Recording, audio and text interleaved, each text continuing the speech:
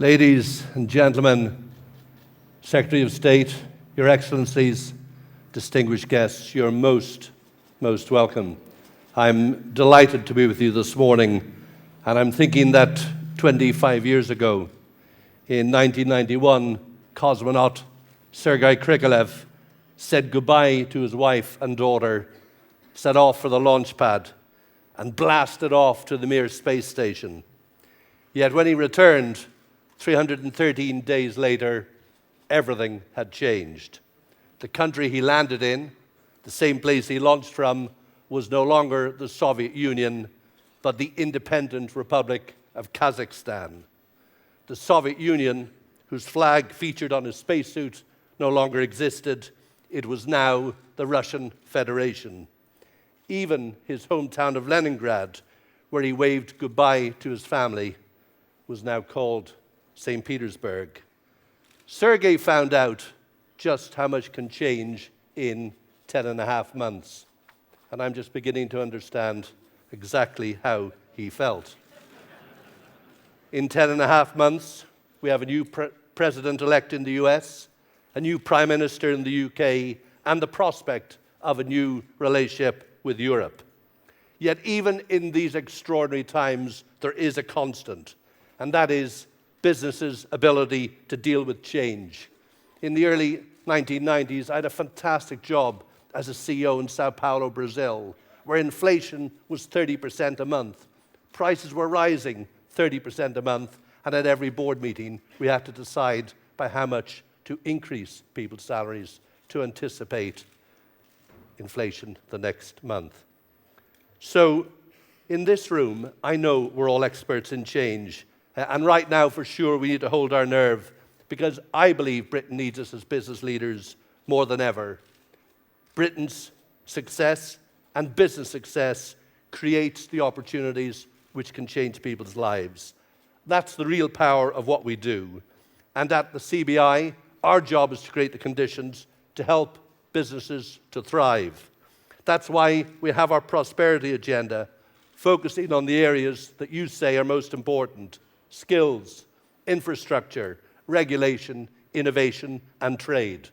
And today, we'll be looking at the forces disrupting each of these. I'd like to thank our strategic partners, Deloitte and Hayes, for their support today. But this morning, I just want to focus on 3 of the big changes which are transforming the world of business: Brexit, technology, and our relationship with society. Let's start with the obvious change, Brexit. The firms I speak to every day are 100% committed to making the best of Brexit. To do this, government and business must do more than just work together. We must be 2 partners in common cause, 2 signatories to the same contract, securing the best possible result for the British people. So let's start with business. On Brexit, business has a responsibility to be part of the solution.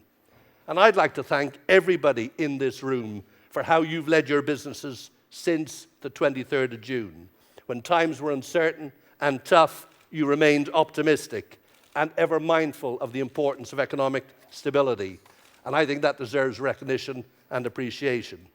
And right now, the country is looking to us. We need to remain calm, confident, and constructive. And as business, we have a duty to support government in whatever way we can, from being clear about the priorities for your sector to offering civil servants expertise and advice. But in return, government has its own responsibility to keep uncertainty to a minimum. Now, of course, when it comes to negotiations, we understand in business the importance of discretion. We're not asking for a running commentary, but we are looking for clarity and, above all, a plan. And so far, we have seen some encouraging signs. Government have set a deadline for triggering Article 50. They've given guarantees on EU funding, which has already been allocated, and they've offset some of the uncertainty arising from Brexit with greater certainty on Heathrow and Hinkley Point. And that's fantastic. But in other areas, uncertainty remains. Business still needs to know we won't close our borders to European talent or lose our privileged access to Europe's markets. And there's another important question. What happens the day after Brexit, when the clock strikes midnight and our 2 years negotiating time is up? Today, businesses are inevitably considering this cliff edge scenario, a sudden and overnight transformation in trading conditions. If this happens, firms could find themselves stranded in a regulatory no man's land. And even if all of our legal obligations were clear and in place, there would be real practical implications. If faced with new trading rules, our ports, airports, logistic and trading firms could suddenly need new and potentially complex paperwork, which would take more time and money to process, and as a result, we need more warehouses to store more goods on site and more supply roads for the vehicles waiting to deliver them. And we all know that at short notice, this would be impossible. So for many firms, it's not about a hard Brexit or a soft Brexit, but a smooth Brexit which avoids these cliff edge problems. The government should build on the positive moves it's already made to dispel uncertainty by drawing up plans for a smooth transition, giving firms both the time to adapt to new regulation and the confidence to invest beyond 2019. Now, the second big change is technology. Without question, four of the best years of the 20th century were 74 to 78 when I studied engineering at university. Engineering is the science of problem solving, and as business, I believe we are society's engineers. Today, great British firms are solving some huge world problems, and I know because I've seen that through my work at the CBI. Last month, I visited Renishaw in the Cotswolds. Their Neuromate robot offers a level of precision which a human brain surgeon could never match. Google Neuromate, and you'll find articles about people in the UK, Spain, and France being cured of conditions like epilepsy through operations that simply could not have happened without this technology. Or take Oxitec, a company based outside Oxford with 65 staff, leading the fight against the Zika virus. They've developed a genetically engineered mosquito which, when released, reduces the local population of insects carrying the virus by up to 90%. They're now building a factory in Brazil to protect a city of 300,000 people from the Zika virus. What a great chance to rid the world of this terrible condition. And then there's Nissan in Sunderland. They've teamed up with Newcastle University, Warwick Manufacturing Group, Hyperdrive Innovation, and many others to develop the next generation of batteries for electric vehicles, which will make the difference in our fight against climate change. But while many companies are doing great things, when we look at the big picture in innovation, it's clear that every day, every month, every hour, we're falling further behind the global competition. Germany spend about 3% of GDP on R&D. We're spending just over half of that. So in Wednesday's autumn statement, we want the government to commit to a joint target of spending 3% on R&D by 2025. And innovation should be the beating heart of a partnership between business and government, a modern industrial strategy. 6 months ago, some ministers struggled to even say the words industrial strategy. Today, those same words are hanging above the door of a government department. And the Prime Minister deserves credit for providing this leadership, for making this a priority. And recently, we've been in talks with the Secretary of State and his team about the details about how do we ensure we develop a brilliant industrial strategy for this country that spreads prosperity across the whole of the UK by focusing on regions, focusing in place, and looking at what we are great at. It has to be underpinned by the cross-cutting themes covered in our prosperity agenda: skills, infrastructure, regulation, innovation, and trade. And it should think not in months or years, but in decades.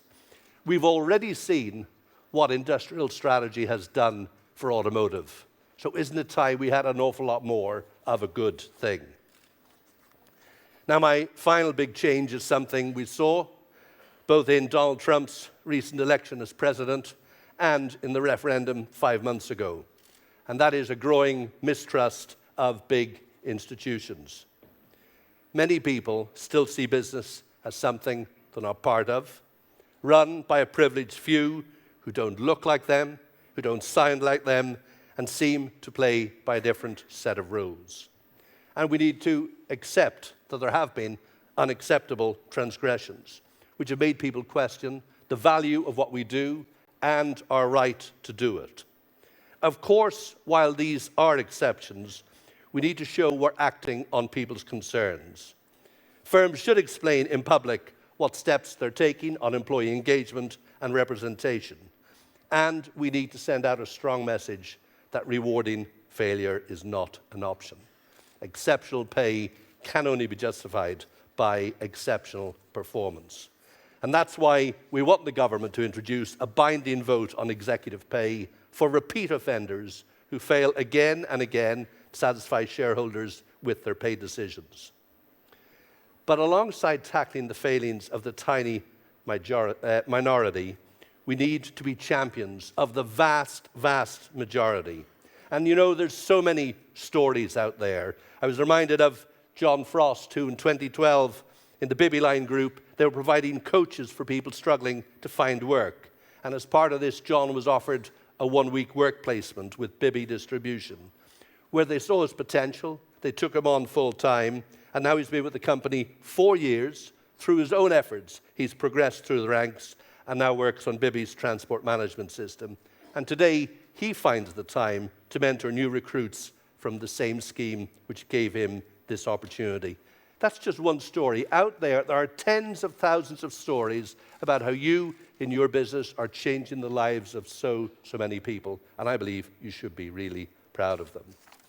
So we need to show people business is on your side. We're on their side on jobs. Firms of all sizes are creating jobs in the UK. But firms alone, big firms, big companies employ 10 million people in this country. That's the population of Portugal. And we're on people's side when it comes to education and social action. Both the CBI and many of your members are signatories to the I Will campaign, helping young people to develop key work skills through volunteering and social action. And I'm privileged to be chairman of Teach First, the social mobility charity which was born out of business. Over the last 15 years, it has placed 10,000 teachers in schools that need them the most. That's 10 times the number of people in this room. These teachers have inspired, educated, and opened opportunities to over 1 million children from low-income communities. Without business, this would not have happened. Because without the support of business, alongside our government, Teach First would not exist. And as a businesses, we should all be proud of the fact that last year we invested £45 billion in skills and training. That's more than the school's budget in England. So we can't let up. As businesses, we should speak out against the rare cases of unacceptable behavior. But we should speak up and shout out for the many, many firms doing great, fantastic things in this country, for this country, and internationally. Ladies and gentlemen, I wonder when people look back at this period of change in 10 or 20 years' time, what will they say about British business? That we surrendered to the wait-and-see mentality, or that we held our nerve and kept on going? That we kept pushing for the best deal from Brexit? That we kept investing in great British innovation? And that we kept showing people business is on their side? So whatever your size, whatever you do, wherever you're from, let's all champion the positive difference that business makes every day. Thank you very much.